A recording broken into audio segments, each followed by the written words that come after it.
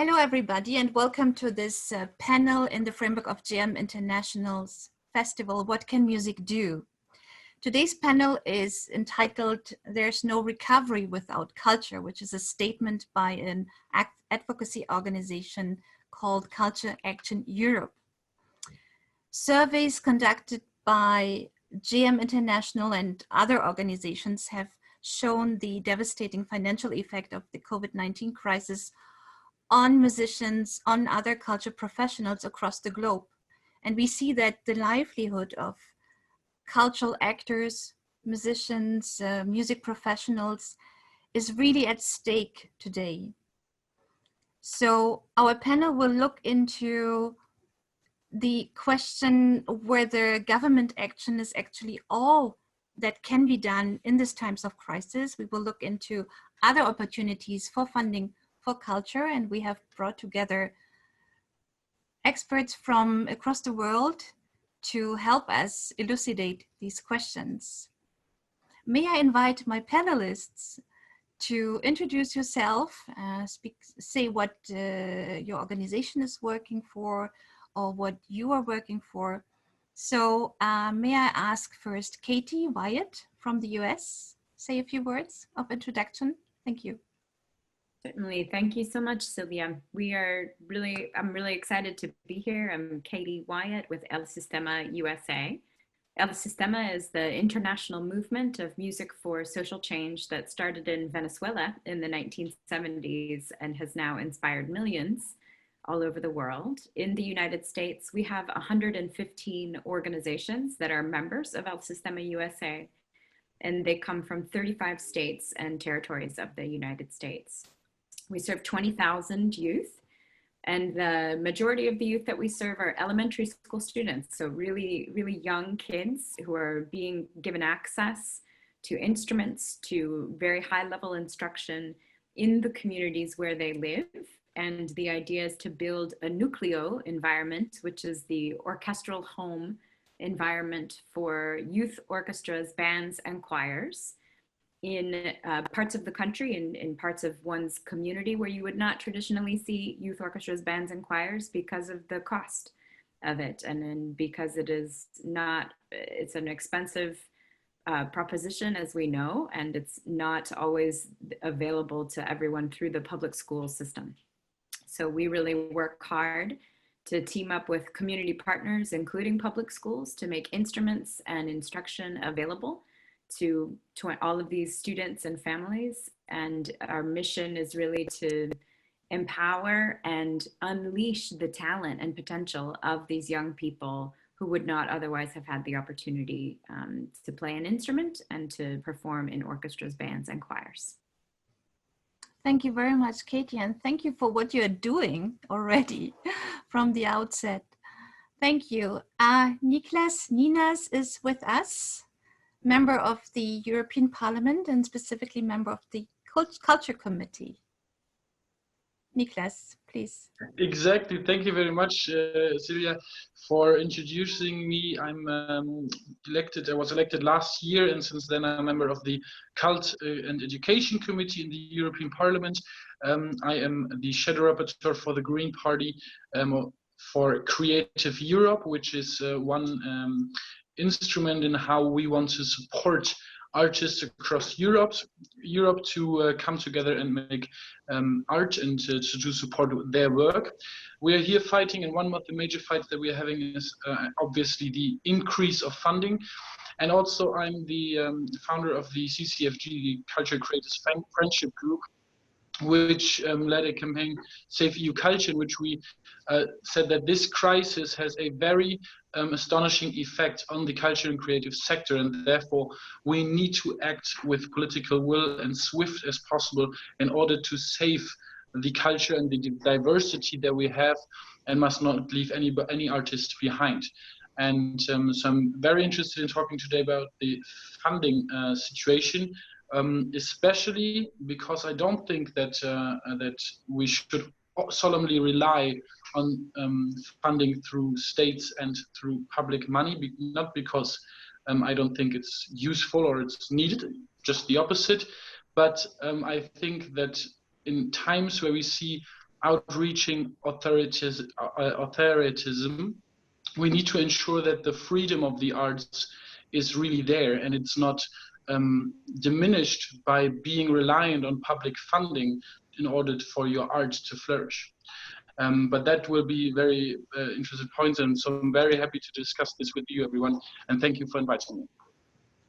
Thank you for being with us, Niklas. It's really a great pleasure and honor to have you, and we will benefit from your insight a lot, I'm sure. Thank you. Eddie, please tell us about music in Africa and about yourself. Thank you, Sia. My name is Eddie Hatichke, and I am talking to you right now from Johannesburg, where we are based. So we are a Pan-African non-profit working across the continent, really, with the main mission to support African musicians and music professionals.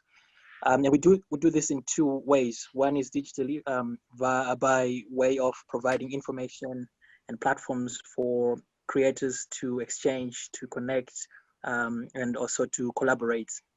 So we run one of, I would say, one of the leading platforms for information, web portals. That's a website called musicinafrica.net, where we serve about 500,000, people every month who come to access a wide range of information, from contacts of people who operate in the sector to research that we commission across the continent, and really find a lot of authoritative information that is researched and presented in two languages, French and English. The other way we operate is, which I'm obviously very excited about, because I think it really connects to what we are discussing today, is what we call the physical part of our work, which includes funding. We provide seasonal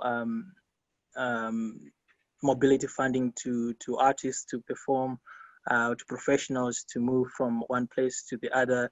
And we also do quite a wide range of training programs, from training artists to build and develop indigenous instruments, to training around IP, and many other topics of the music industry.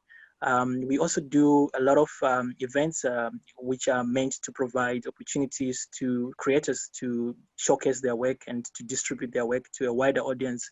So concerts, sometimes lectures, also knowledge exchange programs.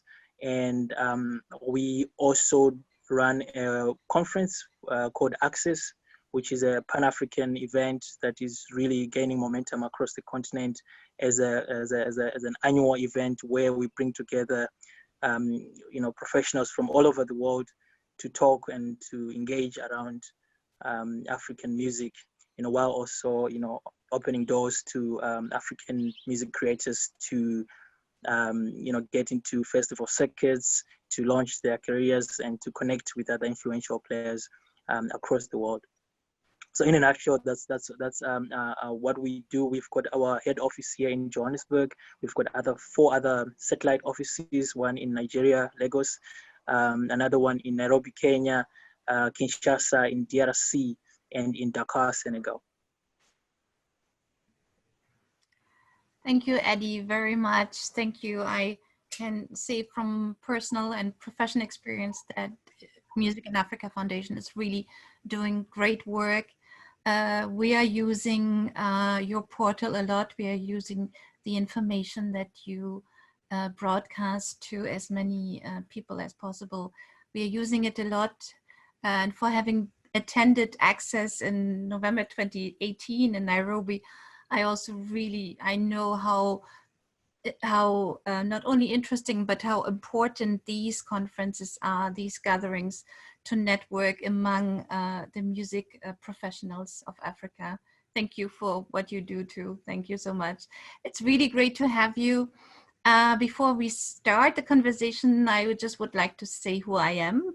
I'm Celia Fischer, and I'm the Secretary General of the International Music Council, which is a 70-year-old NGO, non-governmental organization, working in the field of music. Of course, we promote access to music for all and the value of music in the lives of all people. And we particularly promote the 5 music rights, which you can see in my background right now. So thank you for being with us for this panel, and let's start the conversation. We will not dive into details of this devastating financial effect that COVID-19 had. We know, as I said, the livelihood of musicians, the livelihood of the various actors in the musical ecosystem across the globe is really at stake today. And in order to survive and in order to recover from this crisis, musicians and music professionals need help, need funds. And of course, the first to turn to is indeed the government, be it at local level, at regional level, or national, or even supranational level. And in that sense, let me start with the supranational level and turn to Europe and ask Nicolas, Ninas, what is being done at the European level right now to help, or in the future, to help the musicians and the music professionals in Europe? Well, from my perspective, not enough. We have very early, as I already said, asked the heads of states as well as the president of the Commission, of the European Commission, to mobilize funding for support for artists for this very moment. Obviously, this is partially the responsibility for the national heads of states. However, we have only seen little efforts. We have seen, for example, in Germany, not even all of Germany, but just partially some Länder, which decided to give out a 1,000 euro per month living support for artists. But we have not seen that in every member state of the European Union. In fact, some have actually said that where the musicians didn't have any income, and they could not live from their work for the last 3 months. So this is an issue what we wanted to tackle. Therefore, we have asked for a bigger envelope for the Creative Europe program, as I promoted it, which allows investments into current running programs or projects from artists. But so far, our call from the Parliament side has not been answered by the Commission. So we're here really in a fight to get more funding done. What we're doing at the other end as well is not just rely on the Creative Europe facility, but also use other funds. For example, we have funds for infrastructure that we obviously can as well use to increase infrastructure for culture. For example, you could support studios, you could support cinemas, you could support stages and venues where people want to perform their art. And then finally, as you might have heard, the European Union plans to invest 750 billion additionally into the economy in the next years. And of this 750 billion, it seems that around 500 billion will go to the member states to help them in their specific regions. And of that, we want to put a price tag on and say at least the 3.8 or 4% that the music and cultural sector makes in the GDP regards in Europe, so they make a big share of the economy of Europe, at least this part should be refinanced into the sector, and therefore we are asking for around 4 to 5% of investment of this big chunk into the cultural and creative sector. But furthermore, the fact that artists are in this deprived situation shows us that there's an underlying problem that we need to tackle, and therefore we are addressing the social rights of artists. And we want to make this an issue for the future. Thankfully, the Commission is already asking, having the biggest questionnaire for artists ever done in Europe at the moment to look into these issues, and we're having a study on the social rights, and we're planning to tackle this issue at the end of the year to start a process there, and in which I hope in the end stays a guideline that says this is the minimum requirement in Europe for every artist to have a social fallback position, to have a pension fund, and to have the possibility to ask for state aid if it's in need or if they are in a situation where they can't help themselves. So this is a discussion that's going on. Sadly, again, also we have to say that culture is in Europe more of a national part or national thing to do, and therefore we have little funds in Europe, but we're doing everything we can to harmonize and to use legal text. And then also one thing that's probably will be interesting for that is the question of revenues from musicians for their work.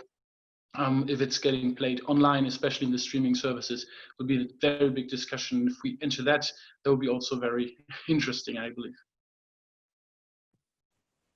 Thank you very much, Niklas. Your very last point resonates a lot with me and the International Music Council, because the fifth right, which you cannot see on the screen, is actually about the right of every musician to be recognized fairly for his, her work and to get fair remuneration. And fair remuneration includes, of course, also remuneration for online streamings. Thank you very much for sharing also your insight, not only at the European level, but also giving examples from Germany, which is a federal state, so the different Länder have different ways of dealing with the issue, of course, also. And thank you also for pointing to the fact that within Europe, there are differences of solutions found, of measures taken in between the member states. And we should never forget that we have a European Union, but that member states tackle some issues in very different manners. Eddie, in Africa, since you with the Music in Africa Foundation, you cover the entire continent, can you tell us about how governments have tried to help the musicians in their respective countries, or whether even at supranational level there have been initiatives taken by the African Union or by other regional intergovernmental organizations to help the music sector?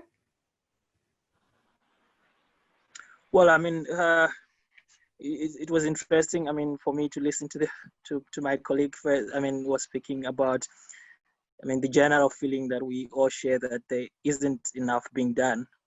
But if you can think about this, if you can say this about Europe, what can you say about Africa?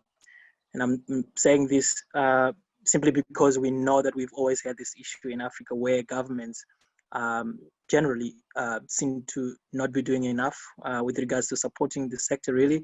I think everywhere you go in Africa, we joke about this, but really it is said that, you know, you say, you know, when organizations or civil society or artistic communities are asked, do you get support from government? And they say yes, and then they say, how do you get support? And they say, because government doesn't stop us from doing our events. And really, it is something that we can joke about, but it is said.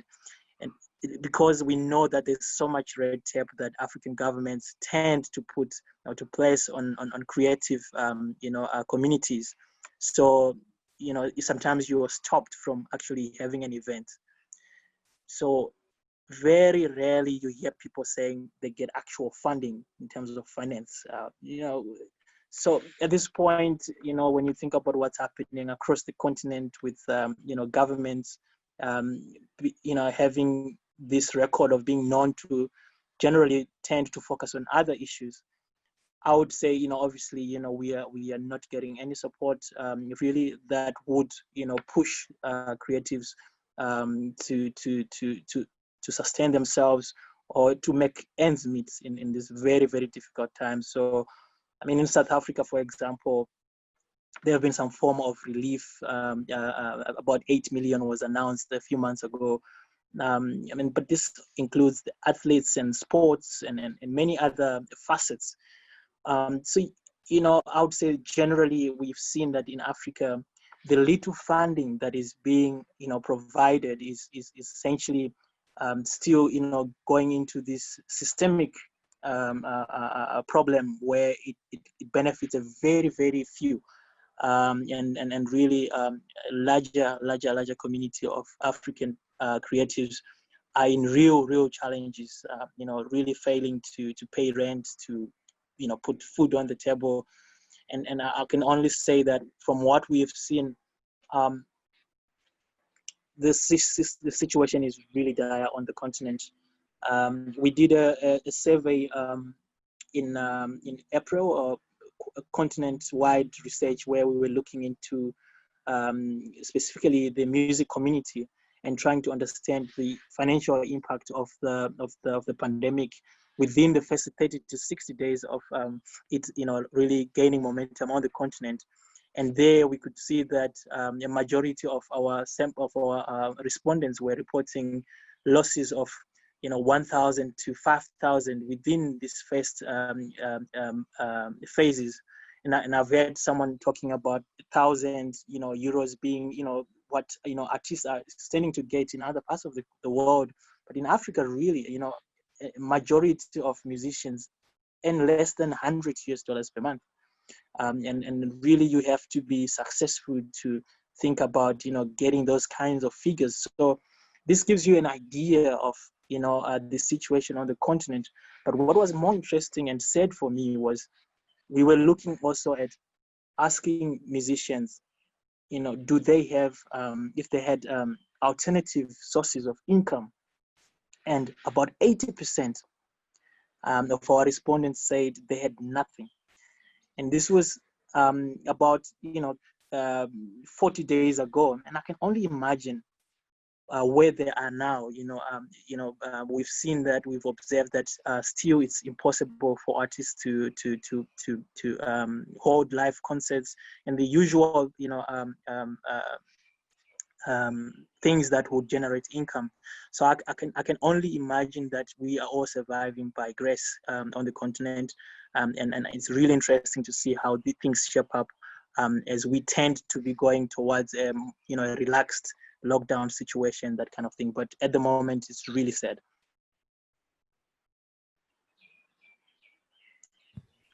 Thank you very much, Eddie, for sharing insight into the situation for musicians on the African continent, where the dependence, as you say, on live performances is even greater than anywhere else, and where indeed the lack of the possibility to perform live is completely destroying actually the livelihood of those musicians.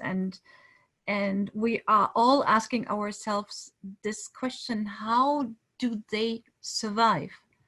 I guess there's a lot burden also on families and friends. I hope there's a lot of solidarity also among the communities, and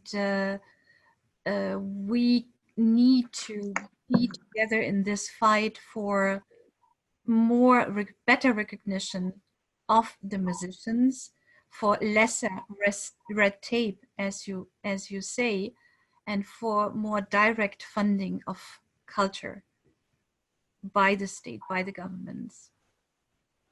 Thank you again, Eddie. We'll come back to you in a short while. Katie, how is your work directly affected, and how is your work being funded now? Do you have any issues with funding your work, for example? It's so interesting hearing of the major international crises, which of course we're aware of, but to hear the personal stories from Eddie and from Niklas just makes such a difference.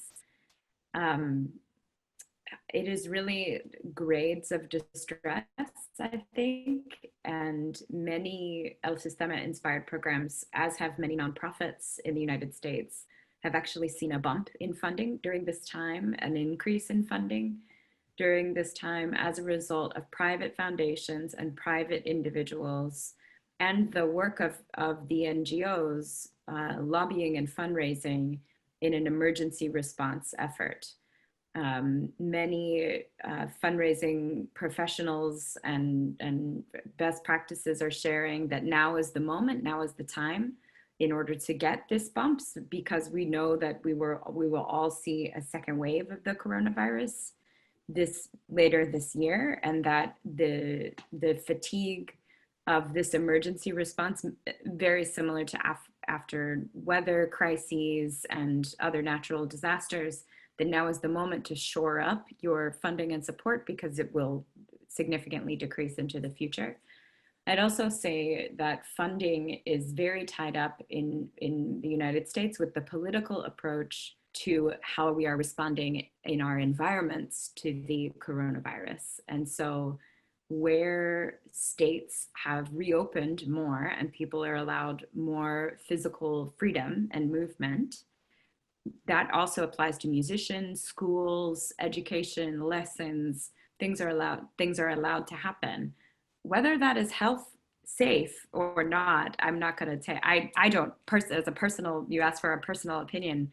I'm a mom of a 1-year-old. We are ultra conservative in the way that we're approaching our family's life in the time of coronavirus. We are following the strictest guidelines, but in the United States, that really varies state to state. And so we have an interesting levels of response of fundraising opportunities, including live performances, as you just spoke about, the ability for musicians to teach one-on-one private lessons, whether they can be in the same physical space, the ability of course, in El Sistema USA, our musicians are generally teachers, teaching artists, and are being paid for in the education space. And so their ability to host classes or teach privately, whether it's online or in person, of course, greatly affects their economy as well. And that has really varied. But I think broadly, I can say we have seen an increase in funding now, generally in response to private individuals and private foundations, funding for the arts, of El Sistema programs, and I'd say of arts education programs generally. If organizations have like 5 to 10% government funding, and that includes city, county, state, federal, like all of it in one bucket, is very good in the United States. So it's a very low percentage of the overall funding of our organizations. Generally, funding is private through private foundations and individual giving, with, taking care to maintain that 10% government funding. We do, in El Sistema USA, many of the organizations partner with the public schools. And so the funding opportunities that have been made available to public education have extended into arts education as well. But I'd say in the United States, we are also fighting for more and continue to fight for just the validation that arts education is a crucial part of every child's experience. Thank you very much, Katie, for sharing your experience with El Sistema USA, not only with regard to the effect on COVID-19 on your work, but also with regard on the funding situation for your work. Of course, we are very, our ears grow kind of when we hear that your funding has increased thanks to this solidarity and response effort, as you say. On the other hand, I also hear you saying that there is a fear that private funding might decrease in the next months, maybe also years. So I heard you well, indeed. And of course, something that is very different, as you said, from what we experience, for example, in Europe, is the share of government support to organizations like yours or to the culture sector as such. 5 to 10% is really not a lot. and knowing that the rest is coming from private giving, from foundations, corporate foundations, private foundations, I guess also. So it's earned income. And earned income, yes. That is quite a different situation, I should say. Coming back, Niklas, you mentioned the fight that you took up for more funding for culture in the so-called recovery package. I also would like to refer back to what I said in the very beginning, that the recovery recovery can only happen with culture. And I know that Culture Action Europe is also really fighting for making sure that the funding from the additional funds will benefit the cultural operators. What do you recommend to cultural operators? What could they do actually in a very pragmatic way to make sure that this funding is coming to them? Well, at the moment we are in this phase of discussing basically everything, and I really do mean everything, because the discussion that we have at the European level concerning the funds and the Recovery and Resilience Fund, for example, but as well we have the discussions concerning the multi-annual financial framework, which is also a very important tool. And then this also stands into regard to the budgets of the member states, of their own budget and how they plan to do, because if they know how much they will spend on Europe and how much tasks Europe will take over, then they do decide what they do with their money. And so this is really the time of lobbying, and this means that every stakeholder in this should become a lobbyist for this issue. So if you have if you are an artist at the moment, I think it's the best time to go out and go to draw people together under this issue, to make your voice heard, to assemble a public opinion about this, because as Katie already mentioned, at the moment I think we are not seeing this private spending in Europe as much, simply because I do believe that there's a different set of mentality, where we pay more taxes and ask the state to then redirect it. There's a different art of mentality in the US. However, the interest is there in the public, and the interest and the understanding of the people is there, because they obviously do understand. The first ones to close were the artists and the stages and everything of that, and they will be the last ones to open, so they are gonna have a very bad time.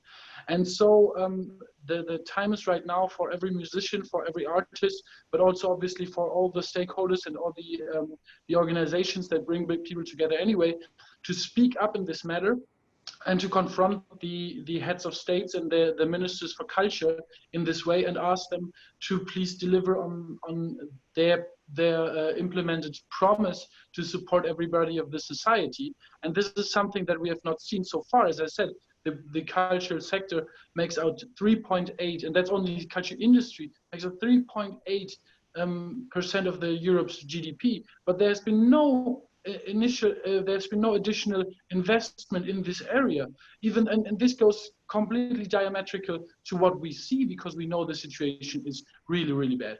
So this is really what I'm asking for more than ever, every time it's important.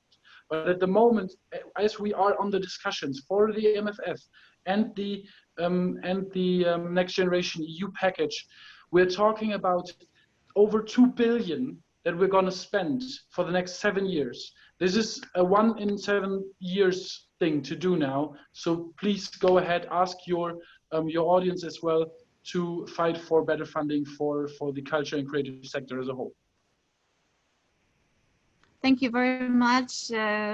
We hear you, and I turn to our audience really that listens to us today to become lobbyists, because we need to be strong in this action. We need every voice, and those who can, maybe you what you could go to the website of Culture Action Europe. There's a petition up which you can sign, and this is your way of voicing your support for a greater budget, not only for culture, not only for Creative Europe, but also to make sure that all the other additional funds that Niklas has just mentioned will also benefit the cultural actors in Europe. If I may say one thing, because I wanted to correct myself because of the translation from German to English, I missed a point there. We're not talking about 2 billion, but about 2 trillion euros. So this is the dimension that we're talking about. So it's really worth it to fight for it, because only 1% can really change the discussion that we're having. Indeed. So your message is, I think every stakeholder needs to become a lobbyist today. Thank you. Eddie, are there any civil society movements going on to strengthen the voice of the culture and creative industries in Africa? Do you know about any such initiatives? Well, I think traditionally we've always had this. I'm not sure if you're referring to, voices that are coming stronger perhaps at this point because of COVID and trying to compel governments to act differently. I have to say it's not an area that I've seen a lot of action happening. Of course, you've got your, civil society organizations that remain, vocal about these things. But what I've seen, is more about knowledge sharing and a lot of effort being placed into trying to understand the plight of our creators at the moment. And this is what I've seen in Kenya, with organizations doing similar research that we've done and presenting this data and saying this is what we are looking at. And I have to say also, traditionally, while lobbying is very important for us, and we've seen some great successes in different corners of the continent, but we also know our limitations with this. And I think the biggest, the pressing point at the moment is how do we get food on the table? And I think a more interesting thing for me is I've seen also, even from our research, that even the operators themselves are realizing that perhaps we don't just need money, we need more sustainable skills. And because that's really where it is. And I think a lot of the relief funding models are just really, the notion of relief is about giving you money so you can maybe make the next step.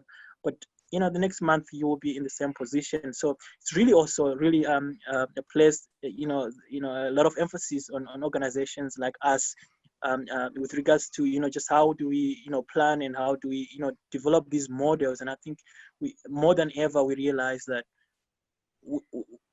we can do much better in terms of our skills and abilities and capacities to think out of the box and to generate out of the norms.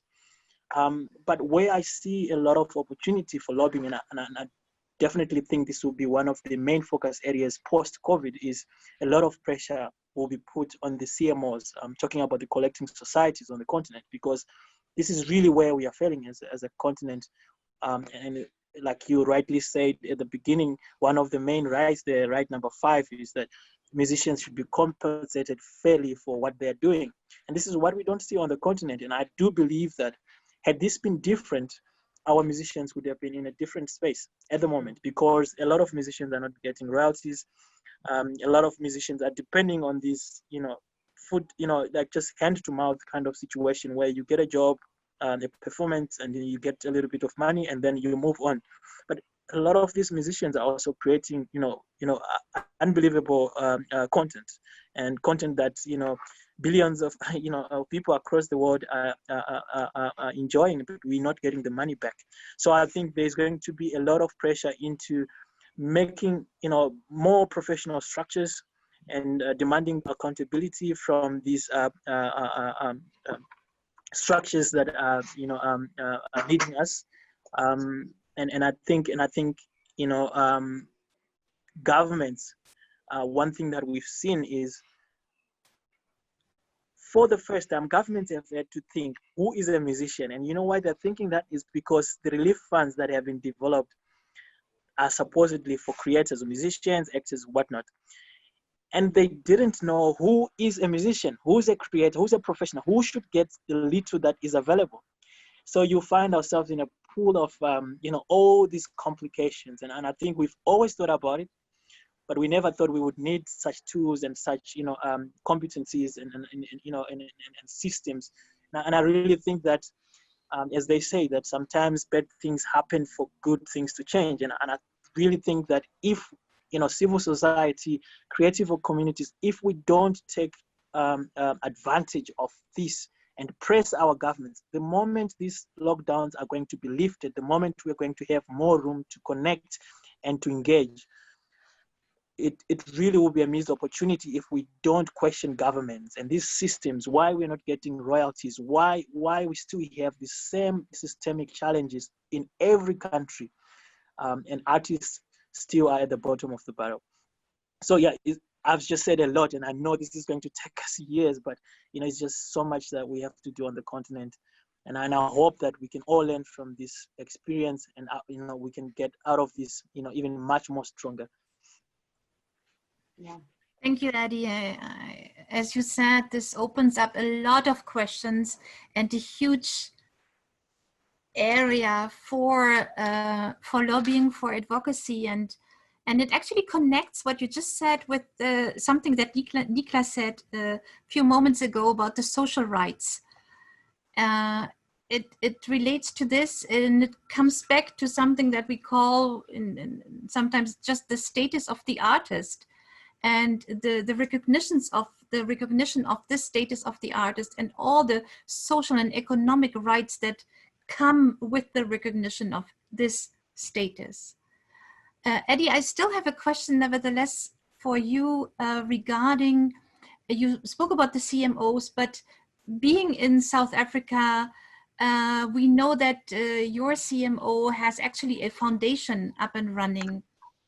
Do you see a greater role for such foundations on the African continent to help musicians? Yes and no. I mean, why I say that is because, there are very, very sensitive discussions at the moment being held in South Africa, for example, with regards to the main,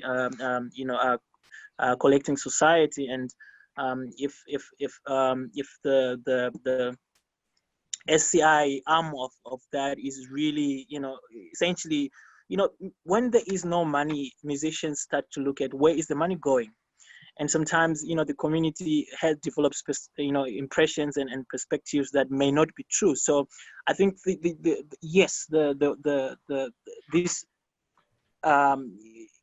this arm of this generally not so admired structure across the world, and I've seen in many countries collecting societies are not really admired in many countries.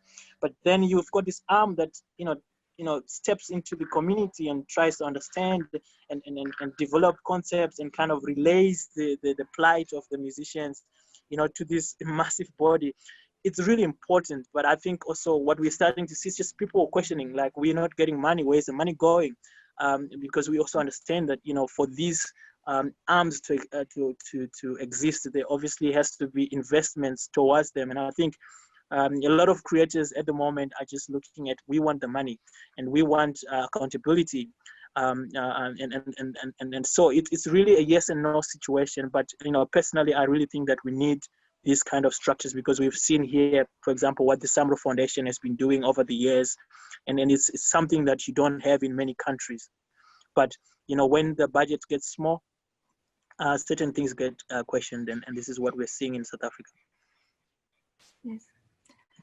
Samro Foundation, for those who listen to us, it's the South African Music Rights Organization Foundation. Is that correct? Yes, that's their CSI. I'm not sure if I'm getting that right, but yes. So that's their arm to conduct that kind of business. Okay. Thank you very much, Eddie. It's time to wrap up a little bit. What would you recommend to the musicians, the music professionals that listen to us? What do you want to give them to take away from our discussion today? Katie. I have to say, I couldn't agree more with the points that Niklas and Eddie have made, which is that now is the time for lobbying for all of us. It is on all of our shoulders to make sure that government, that private individuals, that the world knows that we've got to do more than survive, that the end of this virus should be continue to be a thriving world of creativity and beauty, and that we as musicians need to make sure that the funding streams that are available to us, be they government, be they private support, have the attention of our communities, and that we are a creative voice in that. To Eddie's point, I couldn't agree more that the musician as creative entrepreneur and the preparation of musicians as entrepreneurs, it couldn't be a more important time for musicians to begin thinking outside of the box around the gifts and skills that they have to contribute. We've been discussing, El Sistema USA has been providing almost exclusively how to create excellent online classrooms for our music teachers, how to make them engaging, how to do it asynchronously, synchronously, how to do it with assignments plus follow-up, how to do it at the same time, how to do it, privately, how to do it in a group. We've done so much interesting new knowledge around how to teach and communicate online that I don't think is going to go away. I think it is something that we should incorporate into our music making into the future. And that is also very true for orchestras, for solo musicians, for chamber musicians, that it's just such an opportunity in this crisis to rethink the way that we're performing and the way that audiences are engaging with our art. So the 2 points I would make is that it's on us. We've got to make our voices heard in government, in the private arena, and with individuals, that music and the arts is core to our survival and is core to a thriving world after this crisis. And now is the time to really be thinking outside of the box in the ways that we perform and the ways that we teach. Thank you very much, Katie. Niklas, what is your to take away for our audience? Well, I think we have focused on this discussion very much, first of all, on the current stage of coronavirus. And I think the question is, as I said, it's important now to lobby, at least definitely for Europe, because we are at this critical time point where we set the budget. That's just a coincidence, by the way. So this is the what to do now. And I think that is something that we've seen in this discussion, is also how to improve in the long term the situation. And one thing of that, and Katie put that really nice, is to include everything that we have learned during this crisis into the future work for artists. As I am not an artist, but a politician, but I can only assume that you have. Everybody had made their experience in digital performances and so on and so forth. And we as politicians see that that's a nice addition, but we also have to make sure that we don't fall back into the loophole of not using this tool as also a source of funding. Because at the moment, if we look at digital music performances that we have seen, they lack two big problems. One of them is there's no way to make money with it, because you don't have the platform for it that allows it, as good as maybe a new solution that might come up in futures, but we need a solution for that. And then on the other hand, it's also not completely sustainable, because to be quite honest, the most of people obviously do want to go back to concerts. So it's not like you can just take art and culture and just put it in the internet and everything's fine. That's not how it works. And we need to look at that. And then the two biggest problems really, and it would be a pity, and it would be really a shame if we don't follow up on those issues, is the social structure and the fallback net that I've mentioned earlier, and that also Ed spoke about when we talk about who is an artist, because that's definitely a discussion that we need to apply there, and then ask ourselves what the society wants to wants to achieve with artists? Why do we have artists? Why do we enjoy art so much? And what is it worth for us as a society? But then also, obviously, and that's the second big point that we've talked about, the revenues and the royalties back from music in a world where music really travels faster than ever before, where the internet connects us so much that collecting societies in some states might not be able to collect the royalties that you're entitled to in other states where your music has been listened to. And I think that is something that we need to improve, and it will be a hard fight because it will be an international thing, and it needs to be an international agreement. But for Europe, I can say that we definitely will need to talk about this issue, especially in Europe, because already here we have so many different collecting societies that do a good job, but also are in a very hard position simply to defend the artist's rights. And I think those two things, we need to talk about royalties and social securities for artists for the next time. So for this year, help artists immediately by funding directly. And after that, as soon as budget is finished and this discussion's over, let's establish a framework to support, to help artists help themselves, because they make great work, and it should be possible to make a living out of that. Thank you very much. Thank you for sharing the short-term and the very important long-term perspective of what needs to be done. Thanks, Niklas. Eddie, you will have the last word on this. What would you like to give to our audience? Yeah, especially creators. I think one thing that we can say will probably be a positive out of this is that we are probably going to have the most creative outputs in the next few months. I mean, we know that musicians generally try to push for the festive season, and a lot of stuff is happening behind closed doors. And I think that will be one exciting festive. We're gonna have a lot. So I mean, for me, I think create.